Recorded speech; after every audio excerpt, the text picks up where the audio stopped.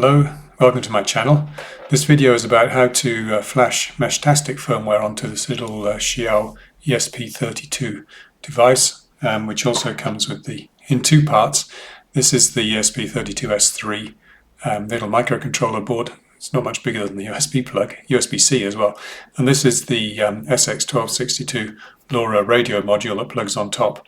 Normally you would have these plugged together when you try to flash the firmware from Meshtastic, but this thing is so fiddly because on this, I think it's an older version before some date in 2024, you have to press the boot button, which is this one, as you're plugging it in. Otherwise it doesn't go into something like DFU mode or the mode where it can be flashed.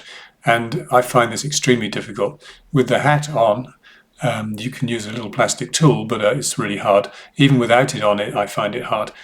So you have to, you can't see this, I'm sure. Let me see if I can focus. Whoops, get the camera to focus. But it's a tiny little button, which is here, tiny little black dot. Usually the camera focuses when I do this, but not today. Oh, there you go. Tiny little black dot you see inside the silver rectangle. That's the button. You have to press it and keep it held while you put the plug in. And the problem is that button doesn't have a flat top as you might hope. It's got a kind of a domed top. So when you get a tool on it or a fingernail, it slips off. It's hard to keep it in the middle and press it, and at the same time plug in the USB plug.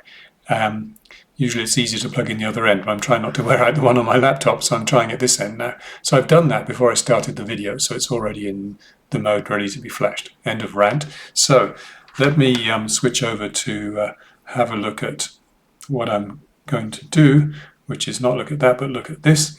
This is the flasher, which you probably know well if you've used Meshtastic before, at flasher.meshtastic.org. And all we have to do is select the device we want to flash. This has got prettier over the year. This one, that's the device. I'll put a link to it in the description below on the manufacturer's website. This is the latest beta version. It's selected automatically, 2.5.18. The device came with 2.5.2, so maybe that shows how old it was before I tried to flash it. And then we just hit the flash button, read the blurb, of course, press the full erase and install button, then hit erase and flash and install. And this for me is good news, because here, instead of, I don't know what it would have said, but if it was COM16, I know it's the wrong state of the device. It wouldn't have been flashable. When it's on COM17, so it moves USB ports, then it is flashable, and it appears as a USB JTAG serial debug unit. Also on Linux you see this. If you use the lsusb command, you see this instead of the normal UART on TTY USB 0 or ACM1 or whatever it is. So I know it's in the right mode because of this debug label. So you just click on it, connect to it, and oh look, it's doing something down there. I'm just looking in the terminal monitor here. It's erasing. Yeah, it's working. So it's actually talking to that little board and flashing the firmware.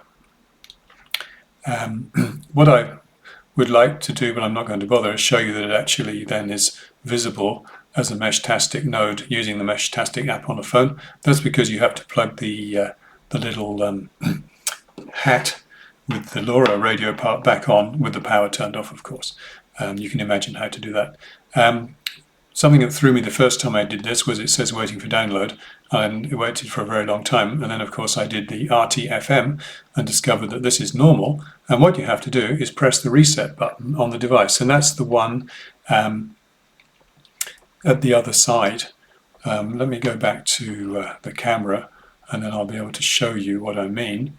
Let's turn that off. So what you have to do is press the reset button, which is the one to the right, and then it's going to be okay. So let's just reset it by doing that. This is really fiddly. Have I got the desktop audio on? No, I haven't. Let me turn that on, because you get an indication of when you've done it. It beeps. There you are. The diddle-oo is disconnected, and the did is the reconnected. That's the advantage of using Windows. The only one I discovered ever, but never mind. Yeah, so that's hopefully now working as a Meshtastic node. And as I said, unplug the USB plug before you put the hat back on, and then you can connect to it via Bluetooth from a mobile phone. The default Bluetooth pin number is 123456, which even I can remember, so you can connect to it with that and then configure it in the usual way. Actually, all you really need to do is to set the region for the radio, and in this region it's EU868, and then you don't really need to change much else. You can change the names and things, but just to get it working, that's enough, and then you should see nodes building up in the node list. So that was how to flash the firmware, which is quite easy, but there were couple of little things you have to notice on the way to make it work. And let's see how we get on with this. Thank you for watching. Hope I managed to help somebody with this. Maybe you haven't got one of these devices yet. They're very tiny. What I'm going to do is to hopefully connect it to a very small adapter that I can plug in inside a laptop to the spare W1 port. What's it called? PCIe Mini is the interface in older Lenovo ThinkPads. So I can hopefully mount this inside the computer and then have an external antenna plugged in. So that's another project, another day. And remember, if you like, to press the like button if you enjoyed this, or write comments please in the comments below if you have any tips or suggestions or questions.